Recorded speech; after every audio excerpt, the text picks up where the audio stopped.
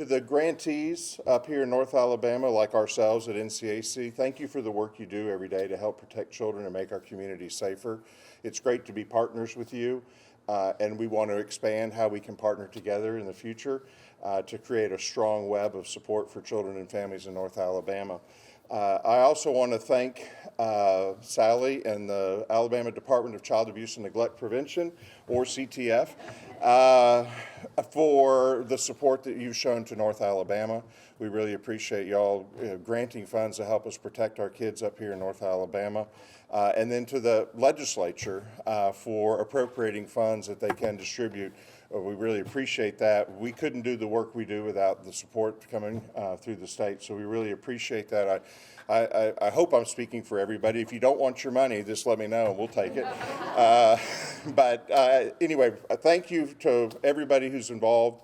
Appreciate y'all being here, and I'm going to turn it over. Rex has got a short time frame because he's got to be at another meeting, and he came from being outside, so if he's chattering his lips or whatever, he had to be outside in this weather.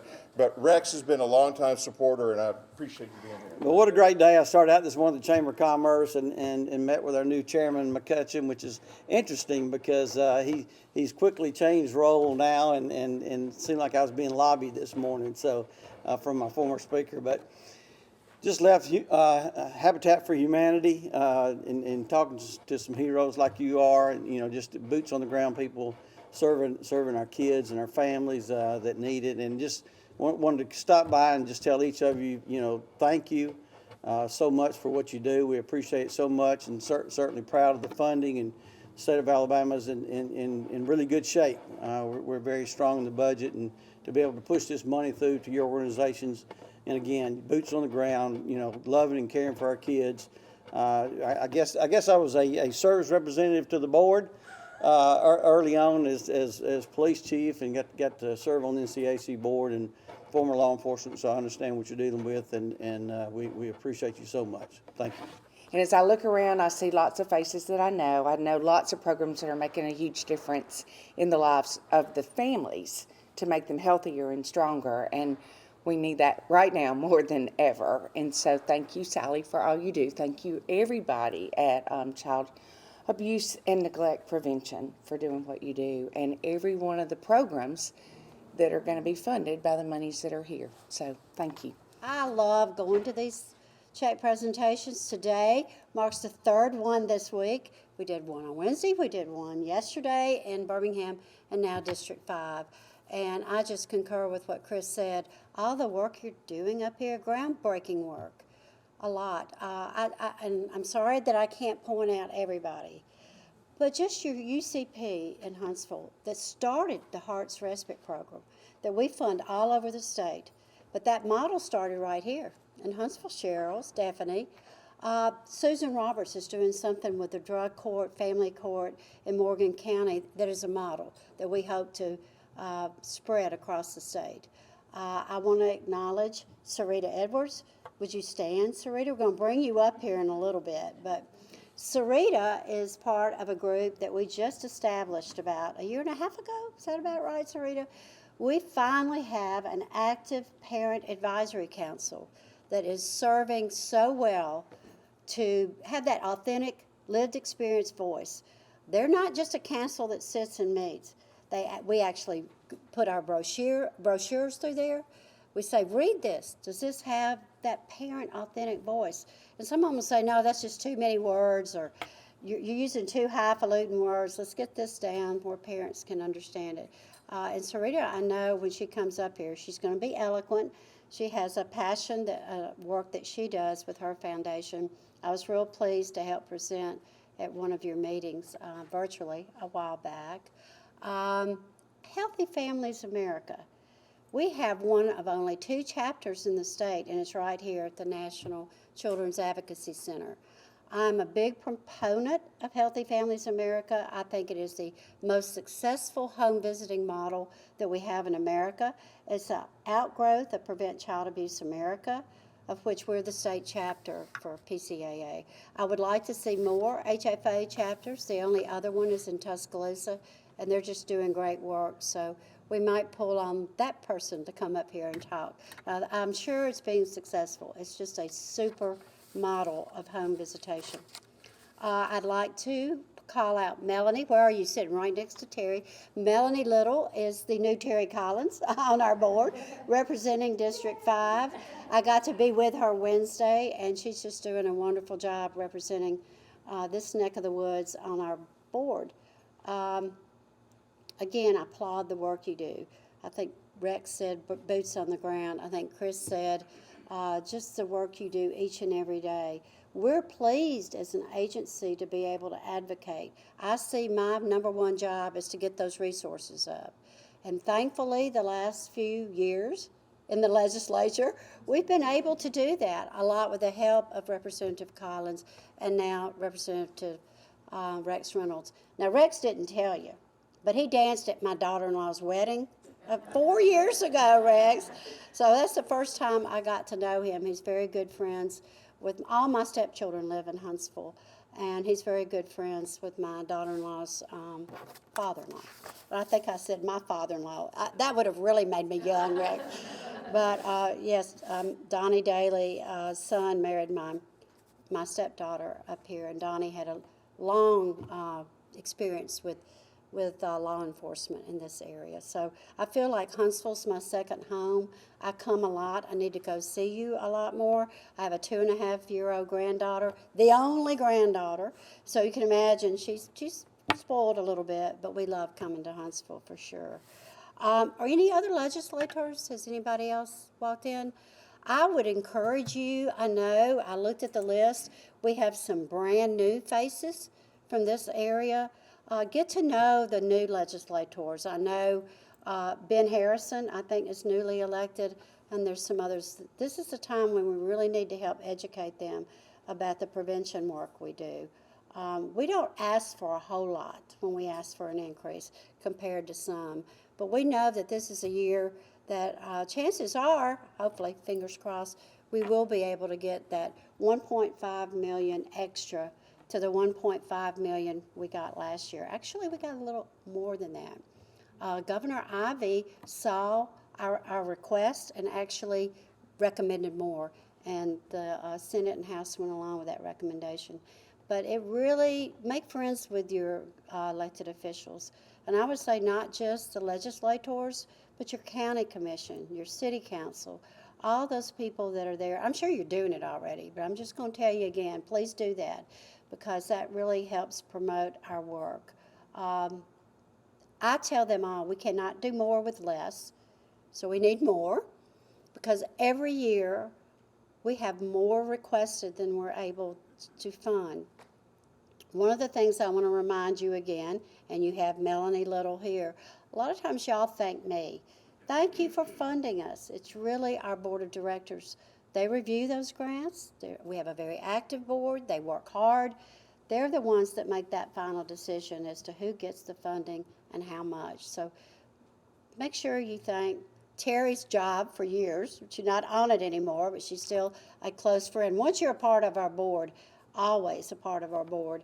One of the other things I wanted to point out from your agenda, notice that logo. 2023 marks our 40th year of working in Alabama.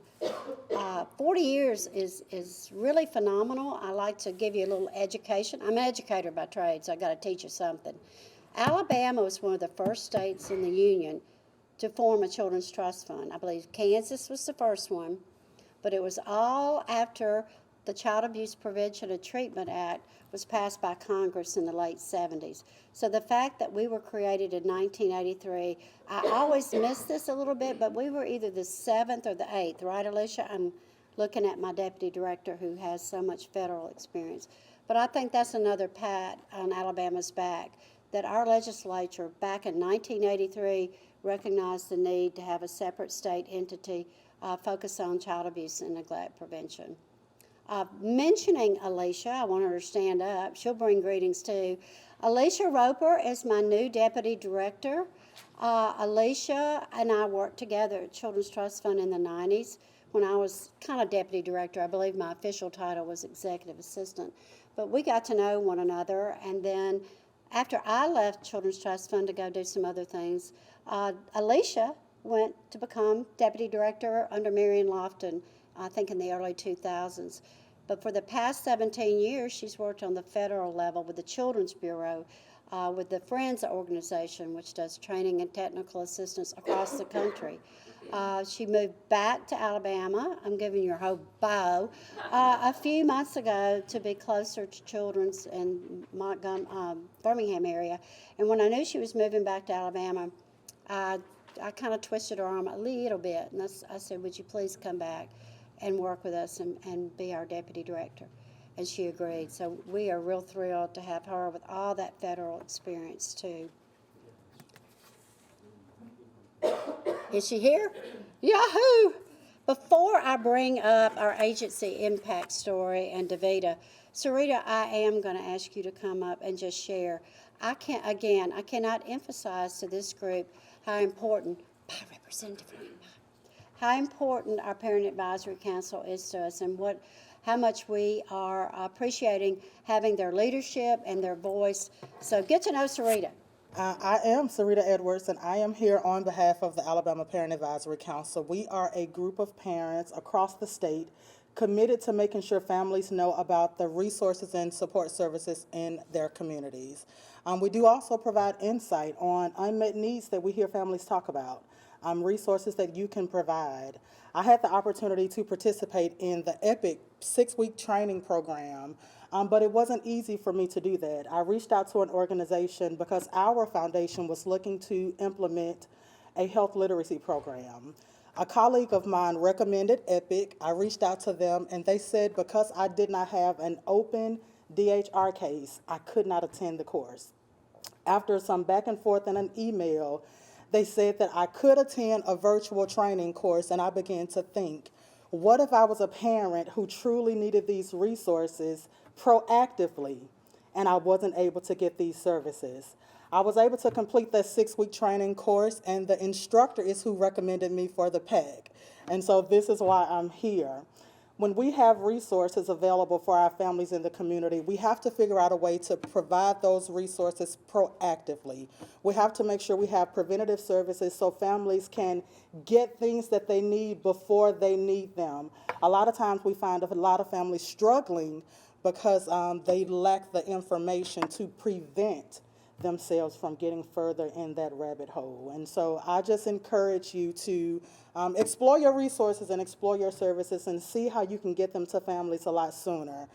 Thank you so much to Sally and Bailey and all of the folks at CTF for letting us lend our voices to provide support to families in our local communities. So thank you so much for letting me be here. Thank you. My name is Stephanie Wright, and I'm with UCP, and through Children's Trust Fund, we have a program called Family Connections, and Davita has been an integral part of Family Connections.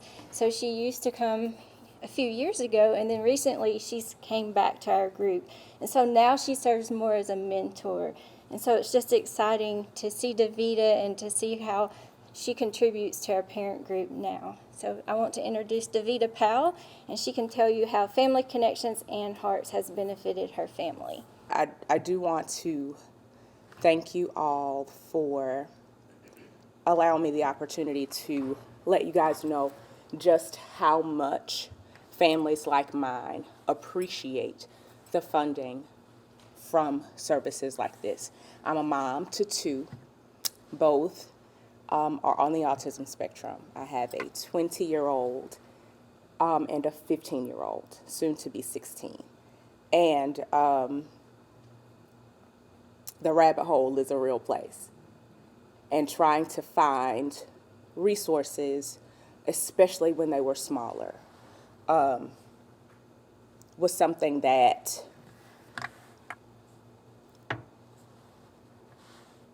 you literally had to find. Because in a lot of instances, especially many years ago, when I first started this journey, I did not initially have a name for the thing that I was trying to seek help for.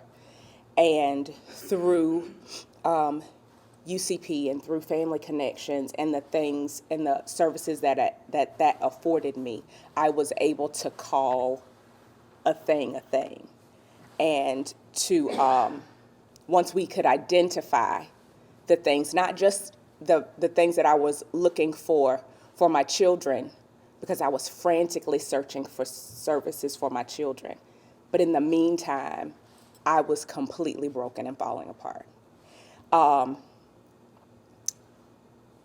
what helped was opportunities to connect not just with other parents who had the same responsibilities that I had, but simply to speak to other adults and to look at somebody in the eye.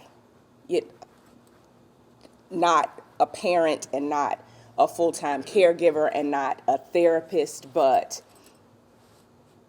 two girls, having coffee or shopping or whatever the thing may be. Those things help to keep us connected to something other than parenthood and caregiving. And I'm grateful on behalf of myself and my children who have a mom who's able to give of herself, on behalf of other families like mine, who I have access to through connections. Thank you for this funding. Thank you for this program. Thank you for these services. And continue to pour into us so that when we meet a family, like I do all the time, who needs what I have been blessed with, we can pass this information along and we can show somebody else that there are things and people and programs and services that are available to help us make it through this. Because it's not something that you just do and it's done after a time. Our lives are for life. So again, on behalf of myself and my children and families like mine, I appreciate you guys. Hi, I'm Lisa Tucker with the National Children's Advocacy Center Prevention Department. I work in a program called Healthy Families North Alabama. For those of you that are not familiar with that, we are a free parenting support program. We serve families, parents, sometimes moms, sometimes dads, most of the time moms, who are either expecting a baby or they already have a child that is less than a month old. I go out and do a resource and needs assessment with the family. And then they are assigned a family support specialist, and we can actually go into the home and meet with the family for up to 5 years or until the child starts kindergarten. It's a very long-term program. I wanted to share a quick story about one mom that I'm very proud of that I had worked with in Healthy Families. And she came in as a young teenage mom. She was very reluctant when I went out and met with her. And it took several months before I could get her to let me come into her home every week and meet with her. And after I did get into the home, she got very connected with me. Her child got very connected with me.